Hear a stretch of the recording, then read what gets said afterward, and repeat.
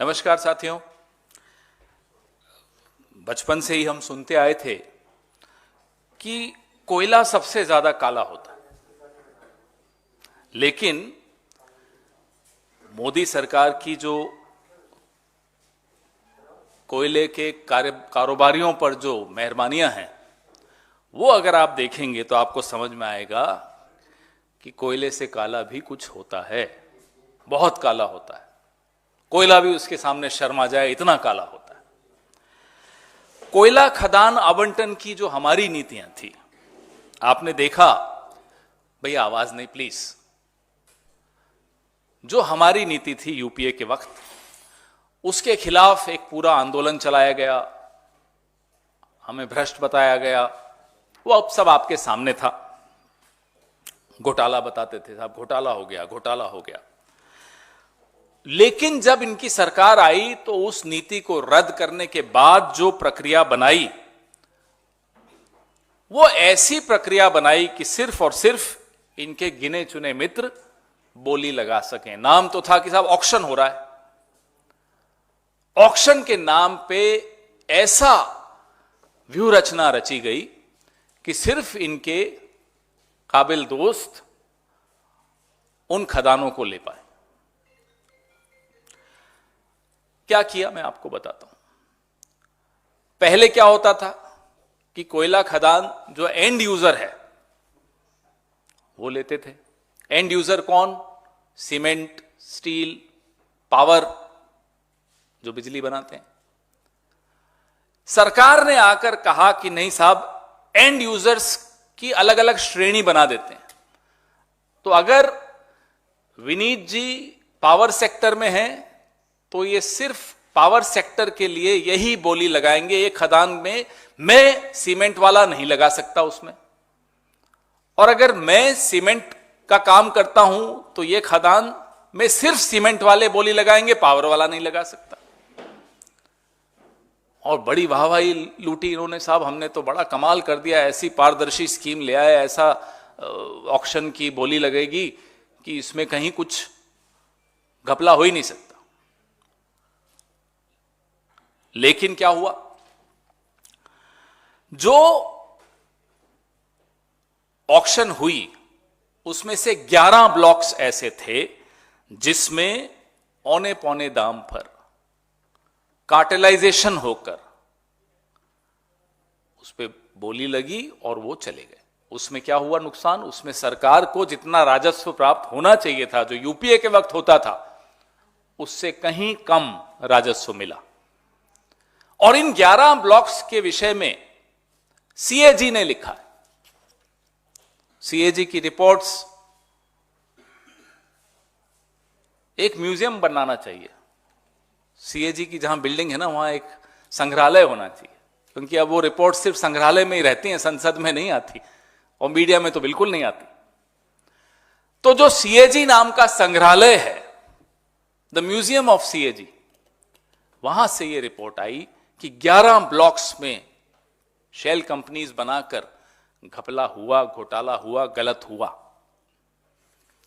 बात यहीं नहीं रुकती, बात और आगे बढ़ती है कि इससे भी पहले, सीएजी रिपोर्ट तो बाद में आई, इसी पार्टी के 2 सांसद, एक श्री आर.के. सिंह और दूसरे श्री राजीव चंद्रशेखर, पत्र लिखकर, ये पत्र रहा, आगाह करते हैं सरकार को कि साहब ये जो नीति है, एंड यूजर का जो आपने श्रेणी बना दी कि इस श्रेणी के लोग इस ब्लॉक पे बोली लगा पाएंगे, इससे भ्रष्टाचार होगा, इससे घपले होंगे, इससे घोटाले होंगे। ये वो चिट्ठियां हैं जो विनीत जी आपको देंगे। उस वक्त के मंत्रियों को भी लिखी, प्रधानमंत्री को भी इन्होंने एक मार्क की ये चिट्ठी। इसका क्या नतीजा निकला? इसका नतीजा ये निकला, ये दोनों मंत्री बन गए, प्रमोशन हो गई, प्रमोशन हो गई और चुप हो गए। तो आप देखिए कि भ्रष्टाचार 2 तरह से होता है। एक, जो आवाज उठाता है उसकी आवाज बंद करने के लिए उसको प्रमोट कर दिया जाता है, और दूसरा, तुम मुझे चंदा दो, मैं तुम्हें कोयला दूंगा। दो तरीके से होता है। तुम चुप रहो, मैं तुम्हें मंत्री बना दूंगा, नंबर 1। नंबर 2, तुम मुझे चंदा दो, मैं तुम्हें कोयले की खदान दूंगा। यह हुआ है पिछले 10 साल में कोयले के नाम पे माननीय नरेंद्र मोदी जी की सरकार की देखरेख में, उन्हीं के द्वारा।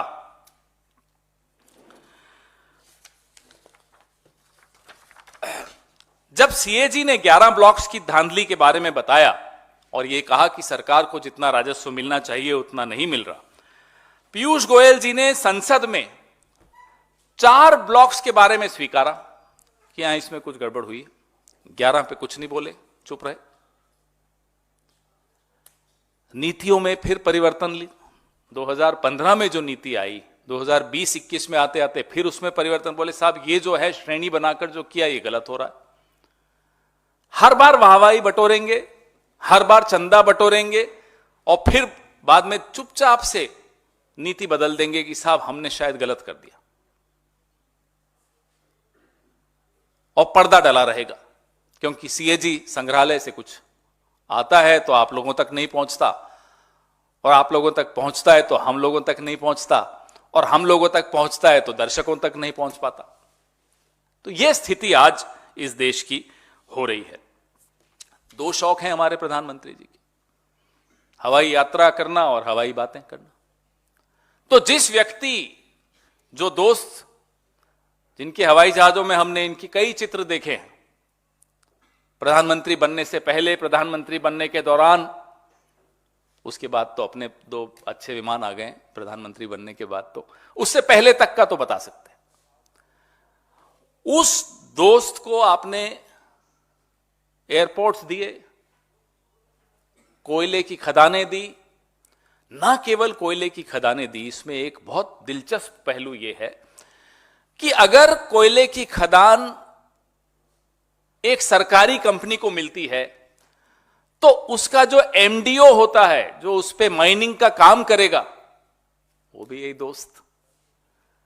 ऐसे दोस्त भगवान सबको दे। ऐसा दोस्ती आपको कहीं नहीं दिखेगी।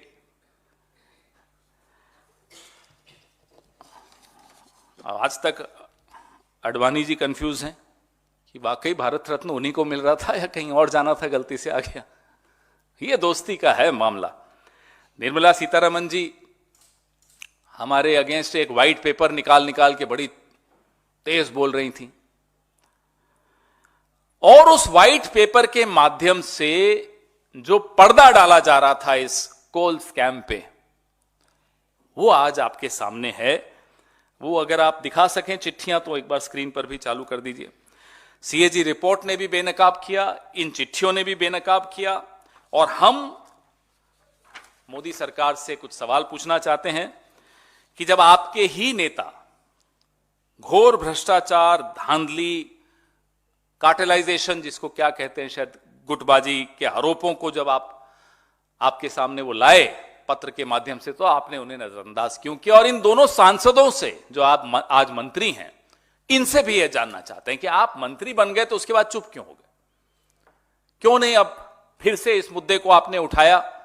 बार बार क्यों नहीं उठाया? संविधान की शपथ तो आपने भी ली थी, मंत्री बने चुप हो गए।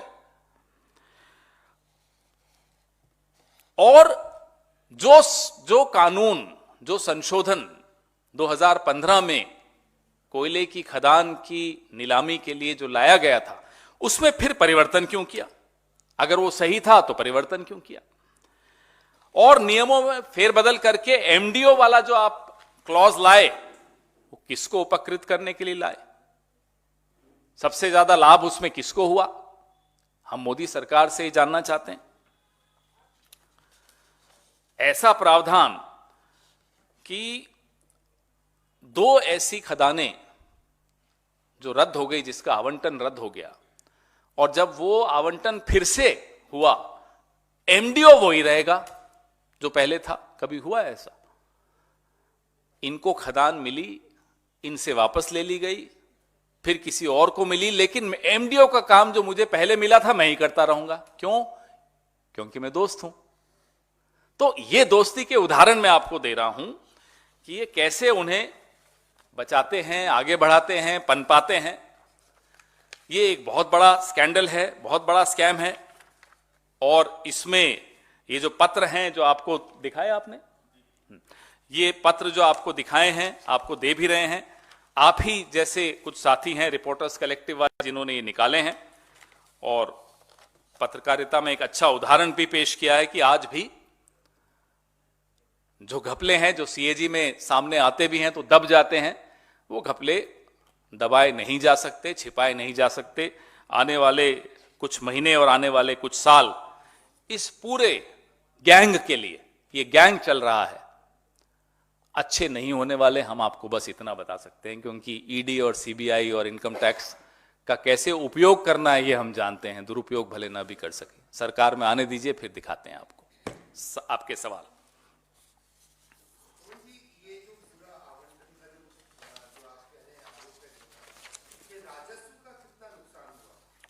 ये कैलकुलेशन अभी नहीं हुई। हमारे वक्त तो एक नोशनल कहा जाता था, हम नोशनल में तो नहीं पढ़ेंगे, लेकिन एक्चुअल जरूर इसमें कैलकुलेशन करनी चाहिए और की जा रही है कि कितना भारी लाखों करोड़ का जो इसमें नुकसान हुआ है राजस्व का। और इसमें अब ये नोशनल नहीं कह सकते आप, क्योंकि ये सरेआम हो रहा है आपके सामने। तो ये जरूर इसकी कैलकुलेशन करके आपको जरूर हम बताएंगे।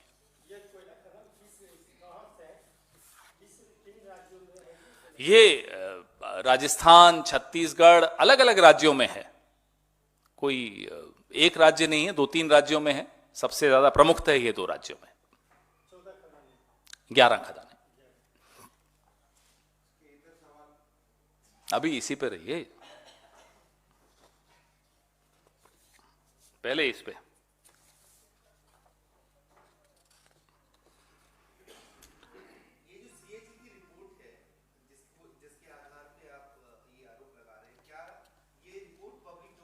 है संसद में तो आप जानते हैं क्या होता है, कितनी रिपोर्ट्स पेश होती हैं, उस पर चर्चा होने नहीं दी जाती। पहले ही आप संसद, ट्रेजरी बेंचेस संसद को डिसरप्ट कर देती है, हमें बाहर निकाल देती है, संसद चलने नहीं देती। आप समझ में आ रहा होगा आपको क्यों नहीं चलने देती। एजेंडा क्या होता है? एजेंडा ये सब ढकना और छिपाना होता है। वैसे आजकल आरके सिंह जी, बड़ी हैरानी की बात है, केंद्र में ऊर्जा मंत्री हैं।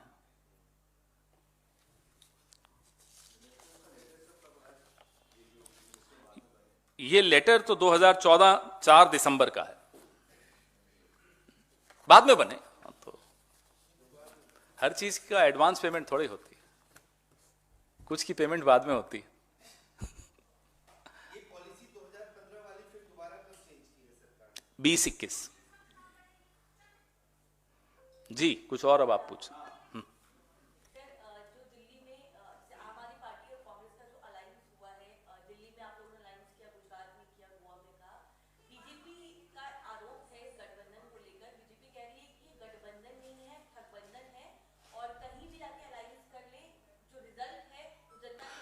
देखिए साहब, बीजेपी को मतलब क्या हमारे गठबंधन से? जो बीजेपी और एकनाथ शिंदे में गठबंधन चल रहा है बंदूक की नोक पर, पहले उसको देख लें, अपना गठबंधन संभालें। हमारे गठबंधन की तरफ क्यों देख रहे हैं?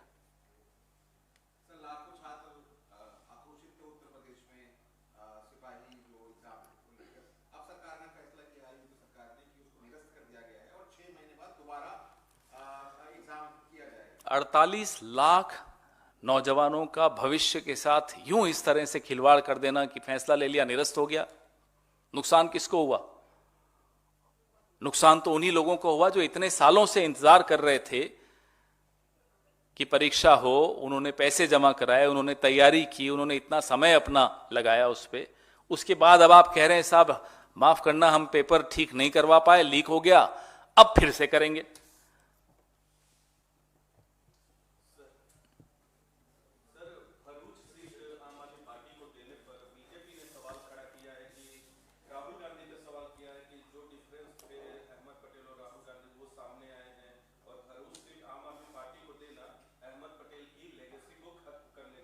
उन्हें बड़ी चिंता है तो उन्हें कह दीजिए, चलिए 2-3 सीटें हमें दे दीजिए, हम बताते हैं किस किस की लेगेसी है। उनका मतलब क्या है इसमें?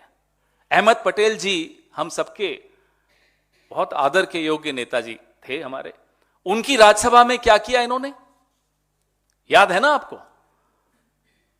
यह सम्मान था। तो इनको कहिए कि अपनी पार्टी संभालें, हमारे यहां दखलंदाजी ना करें। और जिस तरह से तुरंत रिएक्शन आने लगा बीजेपी का हमारा गठबंधन होते ही, उससे समझ में आता है कि कितने घबराए हुए हैं, कितने नर्वस हैं। आनन फानन में सब स्टेटमेंट्स दे रहे हैं। क्यों? आप तो 400 पार वाले हो, अपने आप को 400 पार मानते हो। जो 400 पार वाला होता है उसमें इतनी नर्वसनेस दिखती है कभी?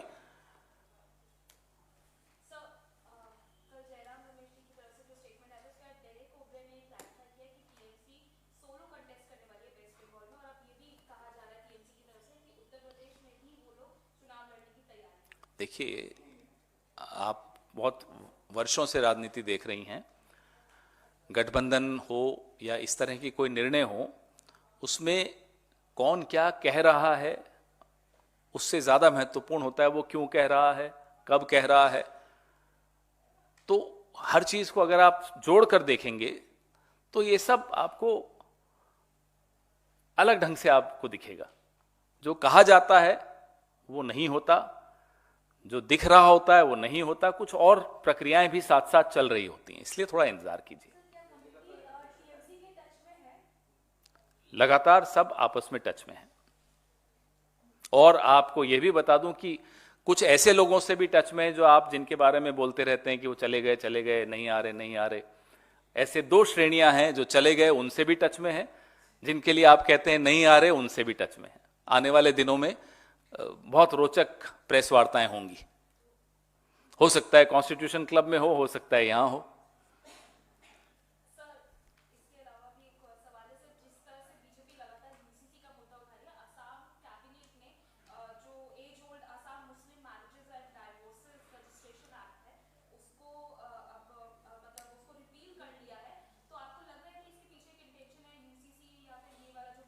ये सिर्फ अभी इनकी जो प्राथमिकता है, इनकी प्राथमिकता है किसी न किसी तरह से कुछ विवाद पैदा करें समाज में, ताकि जो पेपर लीक के मुद्दे राहुल गांधी लगातार उठा रहे हैं, अग्निवीर का मुद्दा राहुल गांधी लगातार उठा रहे हैं, एमएसपी का मुद्दा राहुल गांधी लगातार उठा रहे हैं। खड़गे जी और राहुल गांधी ने एमएसपी के बारे में जो घोषणा की है उससे भी ये लोग हिले हुए हैं। ये लोग ऐसा एजेंडा इस देश में लाना चाहते हैं जिससे सिर्फ विवाद बढ़ता रहे और इन मुद्दों से ध्यान लोगों का बढ़ता रहे। आप लोग बीजेपी के गठबंधन है, 28 गठबंधन है, उनमें से किसी के आने की संभावना? मैंने आपको अभी कहा 2 श्रेणियां हैं, उनमें से कुछ जो चले गए वो भी हैं, कुछ ऐसे जो अभी तक आए नहीं थे अब आना चाहते हैं, ऐसे कई हैं, 4 हैं कम से कम।